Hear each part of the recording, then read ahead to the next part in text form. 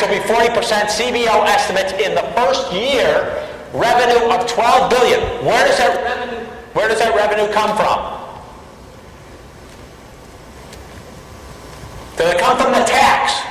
Remember, your compensation is wages and fringe benefits, where predominantly fringe benefits are health insurance. If you're getting less health insurance, you're taking more wages, and guess what? You pay taxes, 35% tax on that wage. That's why it works so beautifully. We keep healthcare down, we get tax revenues going up. And look, in the next year, it goes from 12 billion to 20 billion, right? Even at 35% or less, at 15%. It is a great mechanism. It's beautiful from every standpoint if you're a health economist. You keep healthcare costs down, and you get revenue and wages up. Now, some nasty, bleeding heart liberals say, you're taxing people. True, but their wages are also going up. So their take-home pay, guess what? It's going up. You don't collect taxes unless their wages are going up. It's a beautiful thing to tax people more. It means they're earning more. Okay? This is, from all standpoints, those of us who are inclined to the economic way of thinking, this is a beautiful thing. So, you're right, you take out pre-existing conditions, but there's still another problem, which is age. What do we know about age? You guys are healthy, I'm getting sick, right? I'm getting older, and the older you are, the more likely you are to get sick. Your body just runs down. Things begin to fall apart. You need replacement parts, right? So, the Cadillac tax is more likely to hit old people, except there is protections. All right? One protection is the threshold increases each year indexed with inflation. Okay? We have a higher threshold level for retired individuals age 55 and older. High-risk professions. Who objected? Firefighters. Excellent. Unions in high risks. So, you know, this is democracy. You cater to every special interest. You design this Rube Goldberg arrangement with all sorts of exceptions and opts-out because you want to keep the center. Companies with higher health care costs due to age or gender of their workers get exceptions. So we've tried to take into account many of these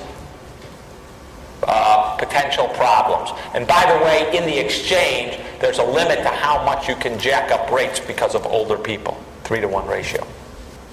Just let me raise a point here. Notice this. What's beautiful about that first dot? It's inflation adjusted. But why is that such a beautiful dot? Why does a healthcare economist like it? Prices going up. What do we know about healthcare prices? They go up faster than regular old prices. Okay? Healthcare inflation is 2% or more above underlying inflation in the economy. That's why healthcare gets more and more and more of GDP, right? So if you keep this threshold rising with inflation, but healthcare costs are rising faster than inflation, what does that mean?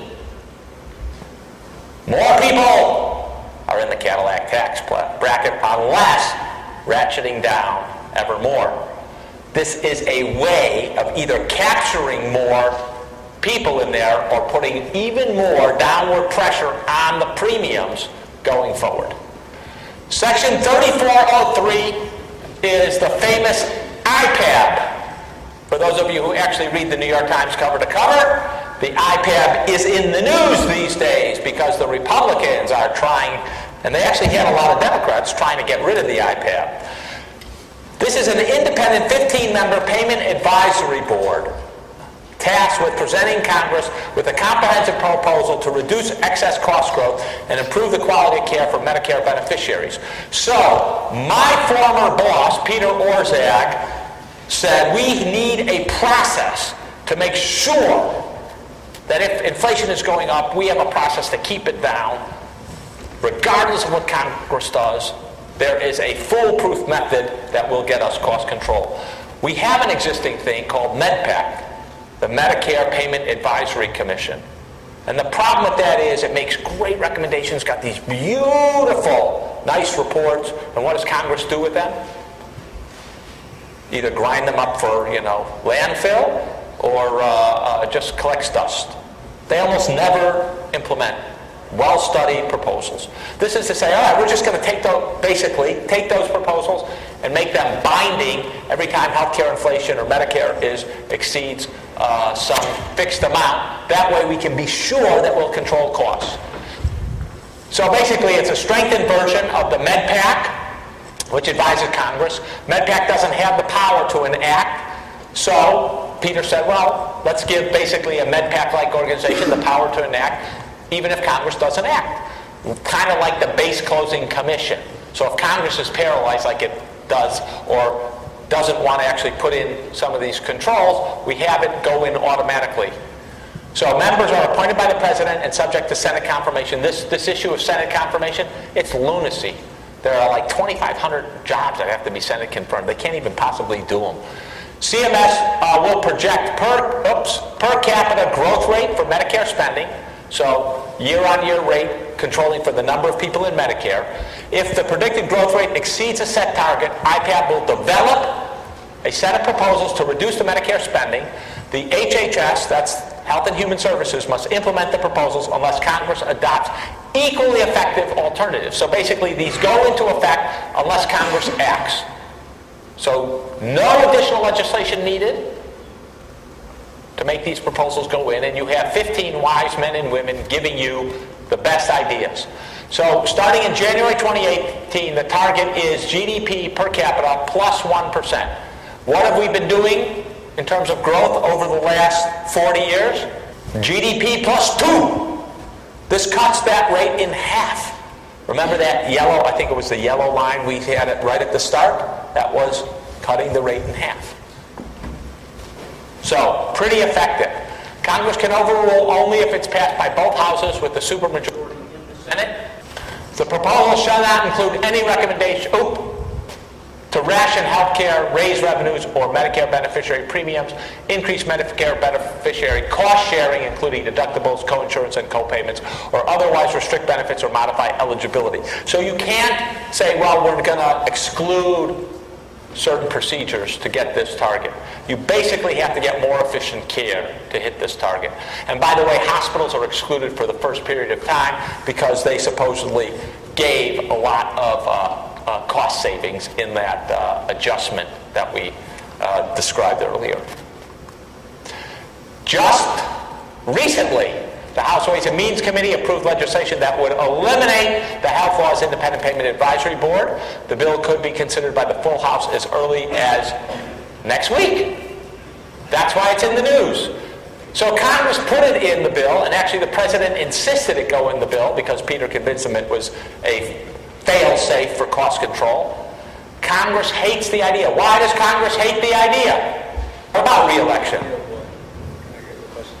Yeah, why does Congress hate the idea of the IPAB, of this Independent Payment Advisory Board, saying here are changes, and if you don't...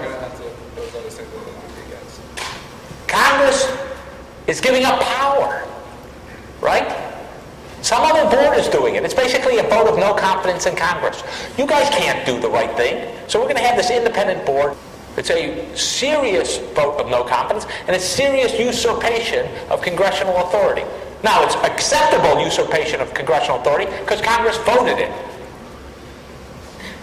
By the way, when we were pushing or discussing this, who do you think was most vehemently against this provision? Congressional staff. The staffers on the House Ways and Means Committee really hated this.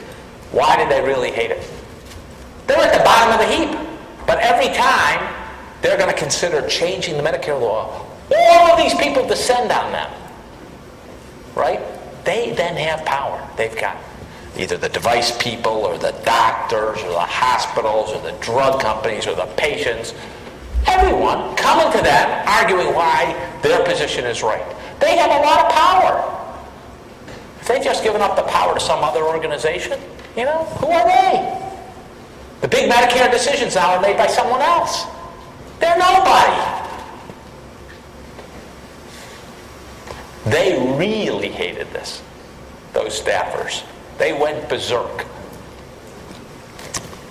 But the President made clear that this was one of the absolute sine qua non parts of the bill. I believe it will not be repealed, at least not now. The Republicans blew it. How did they blow it? Anyone following the news? They blew it by their tied the IPAB repeal to med-mal reform. Why does that blow it? Democrats aren't interested in med-mal reform standalone. They don't get enough for it. So.